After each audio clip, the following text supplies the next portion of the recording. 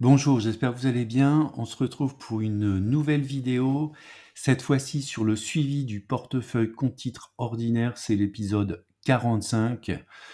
Alors le compte se porte toujours très bien, pour un total de 43 386 €, une plus-value cumulée de 13 464 €. On va voir tout ça dans les détails. Avant de démarrer, un avertissement, je ne suis pas conseiller financier, cette vidéo n'a pas pour but de vous proposer un placement financier ou un quelconque conseil d'achat, mais uniquement un but pédagogique et de partage. Vous restez responsable de vos investissements. Alors j'aime bien démarrer ce type de vidéo en présentant mes objectifs. Donc mes objectifs sur le compte titre ordinaire, c'est un revenu complémentaire. Alors je suis parti d'un montant initial de 15 446 €. La durée du placement est de 15 ans. J'ai pour objectif une croissance du portefeuille de 8%, une contribution mensuelle de 350 €, ce qui m'amènerait au bout de la 15e année à un montant de 172 000 €. Donc si j'extrais de ces 172 000 € 4% par an, et je prends en compte une flat tax de 30%, ce qui me donnerait un revenu de 400 € par mois. Bon, c'est bien sûr un revenu brut qui va rentrer en fait dans mon revenu global. Alors, où est-ce que j'en suis dans le déroulement? Donc je suis plutôt en avance, 43 386 €, sachant que l'objectif est de 41 000, donc là je suis plutôt en avance sur mes objectifs. On va le voir aussi un peu plus en détail, un petit peu plus loin. Alors l'évolution de mon compte titre ordinaire, vous avez ici en haut à gauche, c'est la composition de mon portefeuille du mois dernier. Donc on pouvait voir que la première position c'était Tesla avec 26%, la deuxième position en phase avec 11%, les autres actions 44% et puis l'ETF 17%. Avec en niveau sectoriel donc une pondération assez forte sur la technologie. Alors je suis principalement investi sur des sociétés américaines, donc ce qui explique aussi le fait d'être exposé assez fortement aux technologies. Alors, qu'est-ce qui a changé depuis le mois dernier? Donc Tesla, c'est toujours ma position forte, 27%. Et la deuxième position, c'est Apple avec 10%. Le reste pèse 53%. Alors, il y a eu un rééquilibrage sur les autres.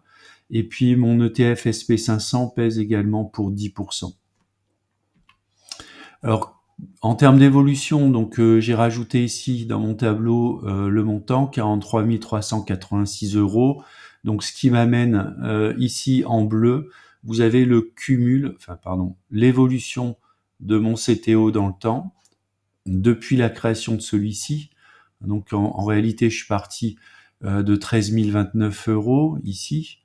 Et puis on peut voir en rouge, c'est la moyenne glissante. Donc je suis actuellement, tout ce qui est en bleu ici, la surface bleue, on va dire c'est ça représente l'avance que j'ai en fait sur la moyenne glissante de mon portefeuille. Les marchés sont-ils à leur prix? Alors je suis notamment deux indices. Le premier c'est le SP500. Alors le SP500 donc qui a clôturé à 5600 points pour une valeur théorique de 3700 points. Donc on est quand même assez haut sur le SP500. On l'a été par exemple dans les années 2000, donc je serais pas étonné qu'on ait une correction. Dans ce cas, on a un potentiel de baisse qui est non négligeable. Si on garde la distance au modèle qui est de 50%, donc on pourrait avoir un retracement de l'ordre de 30 à 40%.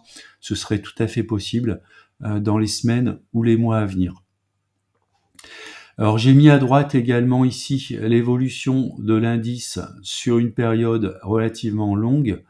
Donc je le dis tout le temps à chaque vidéo, l'investissement c'est vraiment du long terme et on peut voir quand même que pour ceux qui sont patients, un horizon 3 ans, 5 ans ou 10 ans, on a quand même un taux de croissance qui est quand même assez intéressant, beaucoup plus intéressant que des simples livrets. En ce qui concerne le Nasdaq, donc le Nasdaq 100, on voit l'indice est à 17 683 pour une valeur de 11 000 points. Donc là, on a 1,29 écart type. Donc paradoxalement, le Nasdaq, qui inclut des valeurs technologiques, eh bien, il est par rapport à sa moyenne statistique sur les 30 dernières années, il est meilleur marché que le SP500. Alors même si on va retrouver beaucoup d'actions du Nasdaq dans le SP500, eh bien néanmoins le SP500 est entre guillemets sur côté par rapport au Nasdaq 100. Pareillement ici on voit les progressions sur 3 ans, 5 ans et 10 ans du Nasdaq 100, donc on peut être assez confiant même si on est sur des niveaux relativement hauts actuellement, ça peut encore monter, mais en tout cas sur un horizon 3 ans, 5 ans, 10 ans, commencer à investir sur le Nasdaq à ce niveau-là. Si on a l'intention de faire du DCA, bon, c'est pas forcément le meilleur moment, mais en tout cas, il faut bien démarrer. Et je pense que le plus tôt, démarrer ces investissements le plus tôt possible est le meilleur. Alors, bien sûr, il faut lisser ces investissements. Donc, si vous lissez, par exemple, une somme sur 12, 24 ou 36 mois, eh bien, si on se prend un choc dans les 36 prochains mois, vous continuerez à acheter de manière intéressante en fait l'indice. On va passer maintenant au portefeuille compte titre ordinaire au 15 septembre. Alors j'ai classé ici par valeur croissante vers les valeurs décroissantes. Ma première ligne et la plus grosse ligne, c'est Tesla. La deuxième, c'est Apple. La troisième, Alphabet. Et puis, bon, si on continue, on voit que dans mes 3 dernières lignes, mes 4 dernières lignes, ça correspond à mes 4 derniers investissements, Fortinet, Mastercard, Visa et Nike, qui ont déjà une très belle progression, à part peut-être Nike qui fait un petit peu du surplace avec plus 0,70%. Mais en tout cas, vous pouvez voir que parmi les lignes que je détiens, on a quand même, à l'exception d'Emphase, on a quand même de très belles progressions. Vous pouvez voir par exemple ici sur Broadcom, on a fait du x4, donc on a plus 300% d'augmentation. Donc c'est une action que je conserve dans mon portefeuille sur le très long terme. Il y a eu un speed d'action, j'en avais une, j'en ai maintenant 10, hein, donc j'ai le temps de voir encore une progression de Broadcom avant de commencer éventuellement à alléger. Donc mon objectif sur l'ensemble du portefeuille, c'est plutôt du buy and hold sur le très long terme. En ce qui concerne les trackers, donc j'ai 2 trackers, SP500, Nasdaq 100. Donc là, je suis pas tout à fait en mode DCA, hein, je suis quand même les droites de régression et pour moi, ils sont à des niveaux un peu trop élevés. Il faudrait à minima qu'ils redescendent entre la valeur théorique et plus 1 sigma pour que je puisse me renforcer en fait sur ces 2 ETF. Alors les achats-ventes sur la période, il n'y a pas eu d'achat, il n'y a pas eu de vente. Voilà, donc j'ai pas vu d'opportunité pour l'instant qui me permettrait de rentrer ou éventuellement de renforcer une action particulière. Alors maintenant, je vais vous parler de mes opportunités S2. Alors pour les personnes qui sont abonnées sur le site investir sur le long terme.fr, j'ai une liste qui est un peu plus complète d'entreprises que j'ai dans ma watchlist. Donc des entreprises plutôt compte titre ordinaire, ce sont des entreprises qui font partie du Nasdaq 100 ou du SP500. Et durant cette vidéo, on va faire un petit focus sur une sélection de 4 entreprises, Moncler, Biogène, Monster Bev et Ulta Beauty.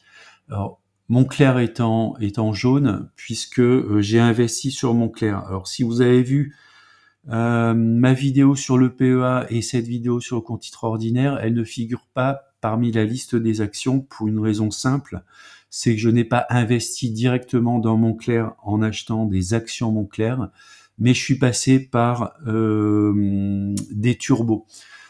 Donc la partie turbo également, je l'expose. Donc pour ceux qui sont également abonnés sur le site investirsurlongterme.fr.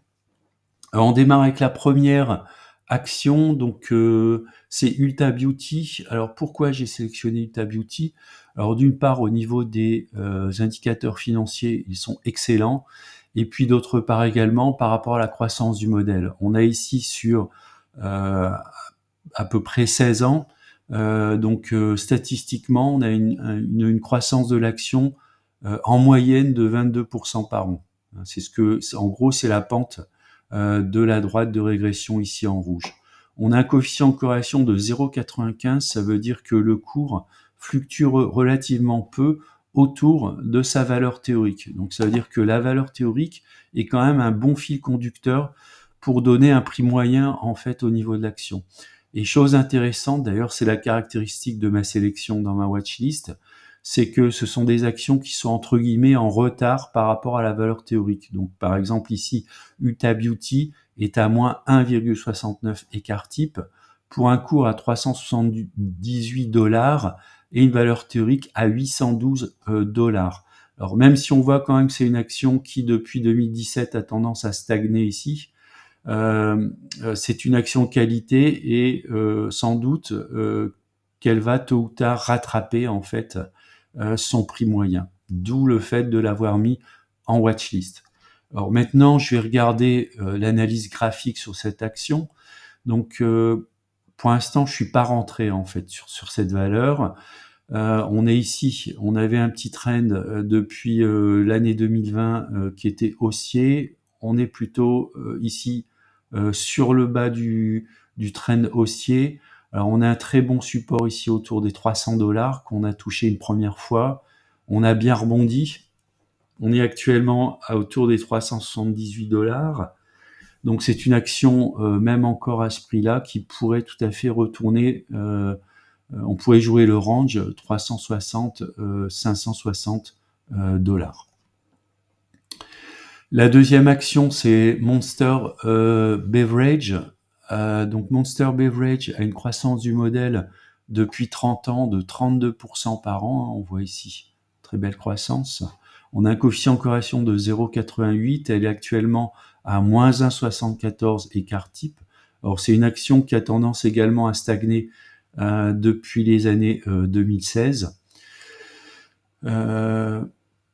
Moins 1,74. Et puis si on regarde au niveau graphique, donc elle est ici sur un très beau trend qu'on peut représenter ici depuis l'année 2016. Donc elle est passée de 16 à ici à peu près 50 $. On est sur un bas du canal, donc autour des 49 $. Ça pourrait être un bon point d'entrée si on veut viser dans un premier temps les 60 $, et puis pourquoi pas au-delà, bien sûr si on pense que la société a un avenir voilà, sur son marché. La troisième opportunité, c'est Biogène. Alors Biogène, comme son nom l'indique, c'est une biotechnologie qui a quand même un track record, hein, on n'est pas sur de la start-up. 30 ans derrière elle, donc de très bons ratios financiers. Alors j'ai pas mis les ratios financiers sur les entreprises, vous pouvez faire vos recherches si vous le souhaitez. Croissance du modèle de 17%, on est actuellement à moins 1,78 écart type avec un coefficient de corrélation de 0,88. On a un cours actuel de 195 pour une valeur théorique de 800 $. Donc là, on a ici une configuration un peu similaire aux actions qu'on a vues précédemment, une petite stagnation depuis 2016.